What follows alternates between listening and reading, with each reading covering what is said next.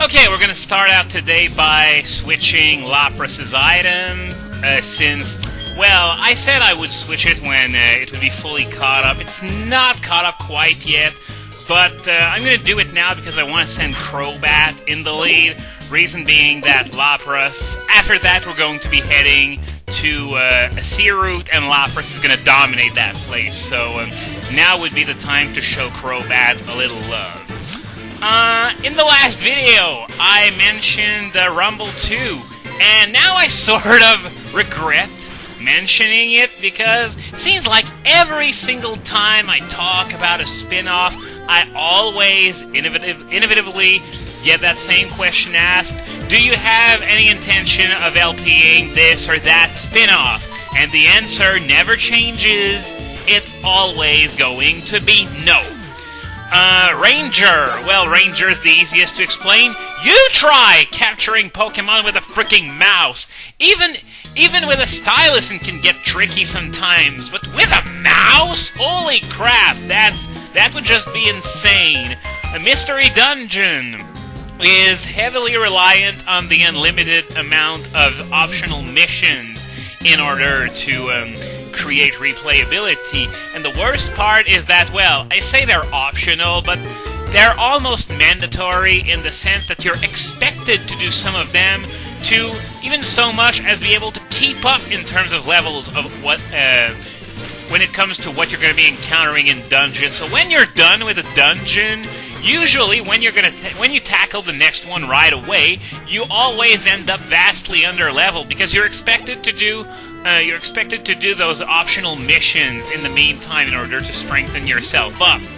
And that's not mentioning the really cheap stuff like Earth Power Nidoqueen that can annihilate even a near perfect party.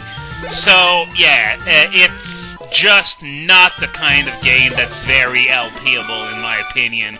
And Rumble, well, the original was really repetitive, not to mention it was on Wii and I don't have capture equipment.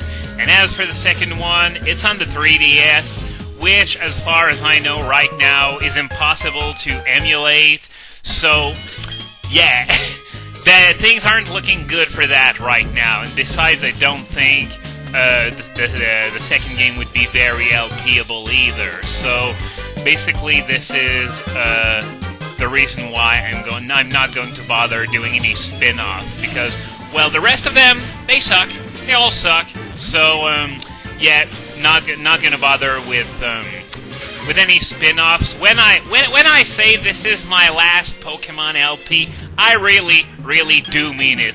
I don't mean by that this is my last Pokemon LP. Oh, but I'll be doing some spin-offs afterwards. Otherwise, I'd be saying this is my last main series Pokemon LP. But no, it's sort of a shame that, you know, I've become known because of my Pokemon LPs, because now, you might get the feeling that I'm just forced to do them, but I just personally don't get that. I personally feel in full control of my agenda. I do whatever I want, when I want, and if anyone has any complaints, well, just unsub and go somewhere else, that's all. But back to Rumble 2, something that I gotta mention, if you want to get prepared for the international release, in Rumble 2 there are certain legendary Pokemon that you can obtain by connecting with a certain number of people that have the game wirelessly. I don't think it works through Wi-Fi, only wireless, so it might be a little tough depending on whether your friends have the game or not. But thankfully they included an alternative, especially since some of those legendaries require an absurd number of connections. I think the highest is 150 people connected with, and that, I don't think anyone could ever achieve that on their own. So they included an alternate method of getting those Pokemon. You can use play coins from your 3DS in order to be able to buy those Pokemon with the play coins. And the way you get those play coins, for those of you who aren't familiar with that aspect of the 3DS, is that when you put your 3DS in sleep mode from the main menu, you can do this by simply closing your 3DS. And after that, the way you obtain those play coins is by simply going for a walk. For every 100 steps you take while your 3DS is in sleep mode, you're going to earn 1 play coin. You get 1 play coin for every 100 steps you take, and for a max of 10 play coins per day. Of course, it would be too easy otherwise.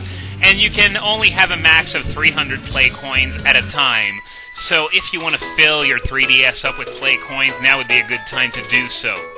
And oh, we found Jasmine's secret lesbian lover. Yeah, remember her from the Crystal LP? Yeah, I gotta make fun of her again for her really creepy dialogue. We got a lot of creepy people in Olivine and the surrounding area.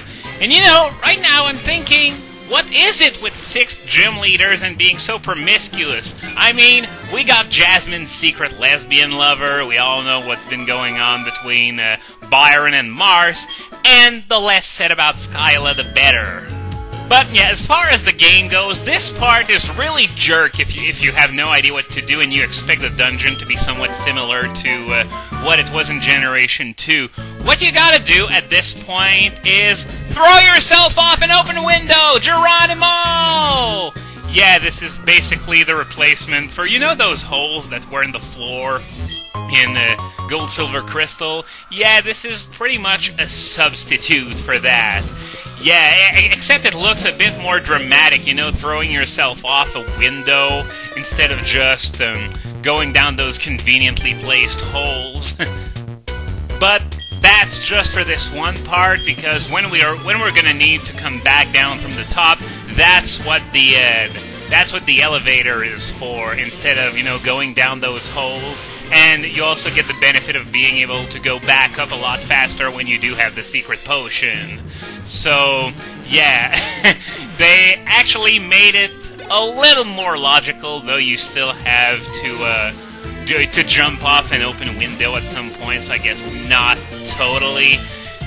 By the way, something I've been meaning to talk about for a while, as you may know, I love sitting back and reading war stories sometimes. If you want to know where I find those to begin with, I'm going to link you to the war story section on the Smogon's forums. There are some really, really good reads in that section, and that's what I wanted to talk about. You know, a lot of people have been doing their first war stories lately, and, you know, more power to you, because if you're a good writer, then you make something that has the potential to be very interesting to read. And yeah, what I've noticed is that a lot of people lately have been gotten started on writing war stories, and it seems like very few of those war stories are, you know, what you'd expect from a first war story from someone. Either it's complete and total crap, either a battle log with no editing whatsoever, or just one-line commentary that really doesn't mean anything, or, on the other hand, we can get 5-star masterpieces. We've gotten that a lot lately, so yeah, there seems to be no in-between, though I guess there are many established war story writers that those people actually read in order to get a feel for how you're supposed to write a war story to begin with. And the fun thing is that in many of those war stories, either on the writer's team or the opponent's team, you're often going to see Pokémon that have their purpose on a team despite being very unorthodox in the grand scheme of things. Just yesterday, I saw Armaldo, a Moongus, Gastrodon, even Eviolite Gabite of all things. Now I question the wisdom of doing that, because, well, maybe I should run some basic bulkiness calculations to see how Eviolite Gabite is compared to Garchomp. And then there's the fact that Garchomp hits harder, hits faster, and in Pokemon, it's often the case that the best defense is offense. Nonetheless, I really want to see that, because it makes me curious to know, you know, just why anyone would ever consider using that. Because one thing about pseudo-legendaries is that there's a huge jump in stats between the second and third stages. So basically, Gabite stats would be the equivalent of a second stage starter, for example. Which, by the way, I'm gonna have to come back to this train of thought later because it's actually very, very relevant as far as my main strategy for this LP is. But either way, I've gotten way off track. What I wanted to say was that it's really fun to see those lesser used Pokemon actually serve a certain purpose on a team that a higher tiered Pokemon could sometimes not do. For example, there are reasons to use a Moongus instead of Breloom. They're just few and far between, but if it fits well on your team, then go right ahead and use it. And I understand that it may be weird to hear me say something like that, since, as I've already said multiple times, I am all about the idea of playing to win, but there's one thing about Pokemon that makes it really interesting and really deep. It's that you can't just slap 6 overused Pokemon on your team and win. Sometimes you have to have some chemistry between your team members. And at some point, if a Moongus can do something Breloom can't, because your team has trouble with this and that, then you can use a Moongus. Feel free to use it. It's just that at one point you don't want to use too many low-tiered Pokemon, because at some point it's just going to become a disadvantage. It's better to use a core of strong overused Pokemon and support them with whatever fits best, in my opinion at least. Now don't worry, I'm not mellowing out or anything. I'm not trying to say that Moongus is a great Pokemon, it's not, but if you want the Pokemon to round out your team that has a certain very specific purpose, then you might want to look into the lower tiers. Okay, so we made it to the top, and as we can see, the Ampharos is really sick, and Jasmine is here tending to it. Not a very good place if you have claustrophobia. But, yeah, now she's gonna open the door so we can come back here quickly if we need to. If I took the elevator right away, I would only be able to get that item there, but I wouldn't be able to get to the Ampharos. So I'm just gonna go grab this Super Potion. Oh well, this is... we're almost past the point where it's actually irrelevant, but oh well. So, now that there's nothing left to do here, we're gonna go back down and... as Jasmine just said, there's a pharmacy in Cyanwood that has the secret potion that we need in order to heal that Ampharos. Just gonna go heal for a moment, and after that I'll head off to Route 40, which is a sea route. And yeah, fortunately in this game, Jasmine doesn't show up in Cyanwood after you just bought the secret potion, and she says, "Oh great, you got the secret potion!" I'm like, you know who? Not gonna mention that godforsaken name once more. So anyway, as I was saying, Route 40 is a sea route, so I'm gonna be sending Lapras back in the lead because, well, Thunderbolt and Water Absorb. Really good combo to use on sea routes full of those water Pokemon. And yeah, there aren't very many sea routes in Kanto. There are only 2 of them, in fact, 40 and 41.